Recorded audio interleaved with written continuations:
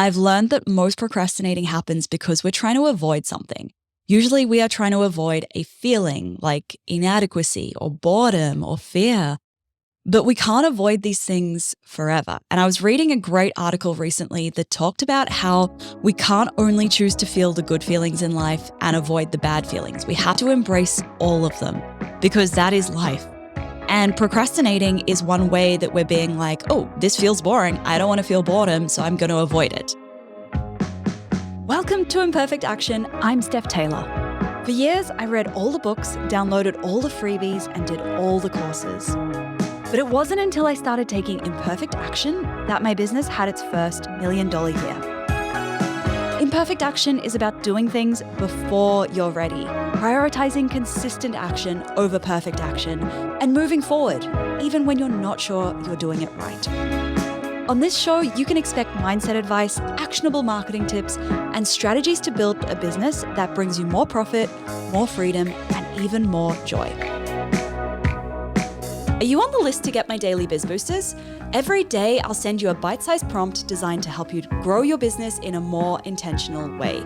Sign up at stephtaylor.co/DBB or at the link in the show notes. Welcome back to Imperfect Action. This is episode 700. All right, this is part 2 today of the biggest things that are stopping you from building a profitable online business, following on from part 1 last episode, where I shared 5 of the things that have come up over and over again when I've surveyed my audience, the things that are holding you back from achieving your goals and building the business you want to build. Today, we're looking at the next 5, as well as some ways that you can overcome these things so you can keep growing your business. All right, let's jump in. Number 1, no budget to spend on your business's growth. Guess what? Investing in your business means it's going to grow a lot quicker than if you're trying to build it without spending any money at all. And I see way too many people trying to build their businesses without spending a cent and then wondering why it's growing so slowly. Of course, it's going to grow slowly if you can't invest in it.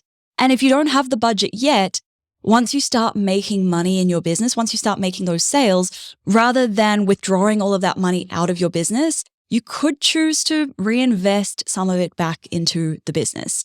And, I've reinvested so heavily into my business. That's the one way that I've been able to grow it. But I also started with zero. I started this current business off the back of a previous business that failed. So I had no savings, and my only income that I had coming in was a part-time job that I had taken because my last business ran out of money.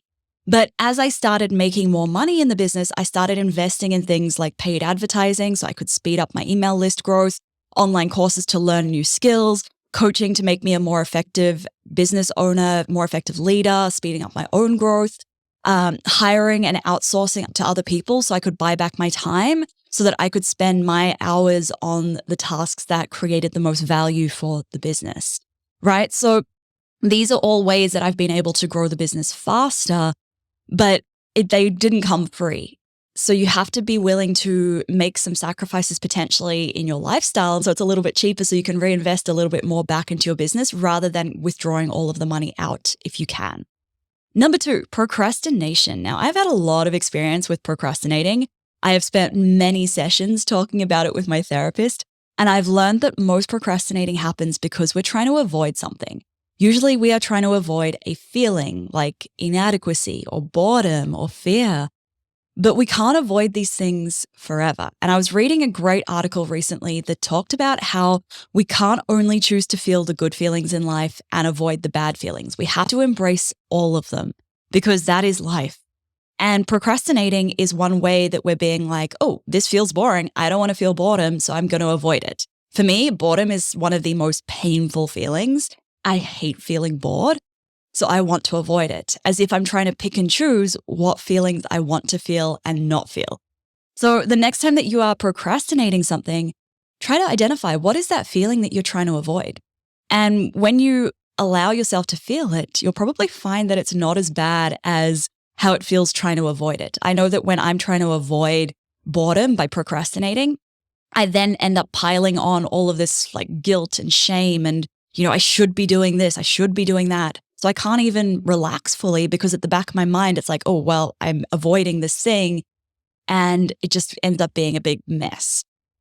Number 3, fear of selling. So selling on its own isn't something to be afraid of. Your ideal client has a problem. You have the solution to their problem, and they can't solve their problem unless you tell them about the solution. So selling can be a really good thing, assuming that you are doing it ethically. And in my experience with my students and my clients, there's usually something that they are afraid of that sits underneath the I'm afraid of selling. They might be afraid of rejection or inadequacy, that the thing that they are selling isn't good enough, or they're afraid of being judged. So when the next time you're feeling a little bit afraid of selling, what is it that's sitting underneath that? What are you really afraid of when you are selling to your audience? Often it can be caused by self-doubt. And back in episode 689, I shared some tips on how to overcome self-doubt. If you want a direct link to listen to that episode, send me a DM on Instagram. I'm there at stephtaylor.co.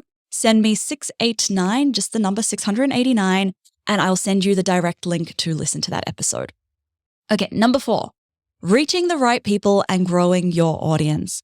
The reason you are probably struggling with this is that the things you are doing to grow your audience likely aren't effective anymore. Yes, posting reels with trending audios, they might have grown your Instagram audience a few years ago, but they don't anymore. And if you do have one that goes viral and you get this big influx of followers, the chances of these people being your ideal clients, they're pretty slim, right? So instead, what are you doing to intentionally get in front of the right people? Rather than waiting for them to magically find you, you have to put yourself in front of them. You have to get out there, and social media isn't the place to do this.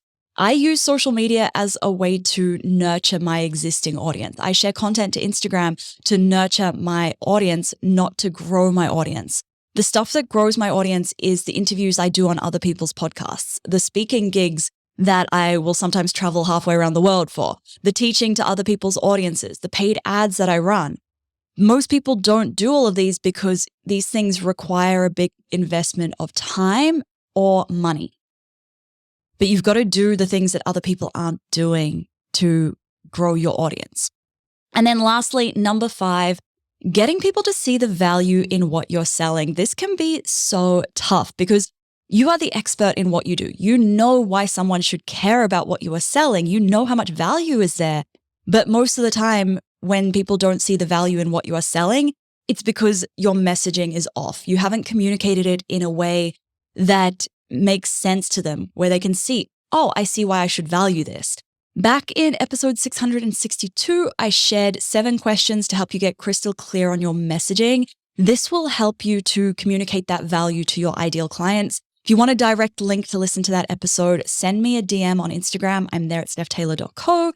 Send me the number 662, and I will send you the direct link to listen to that episode.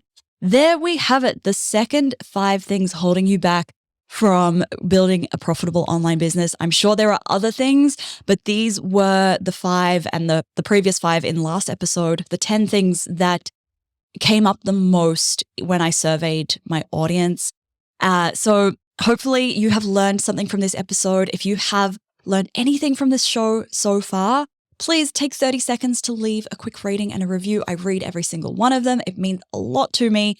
And it means a lot to my team as well. Like, we put a lot of work into creating this show. So if you can just take that 30 seconds, then we really, really appreciate it. Thank you so much for listening. Catch you next time.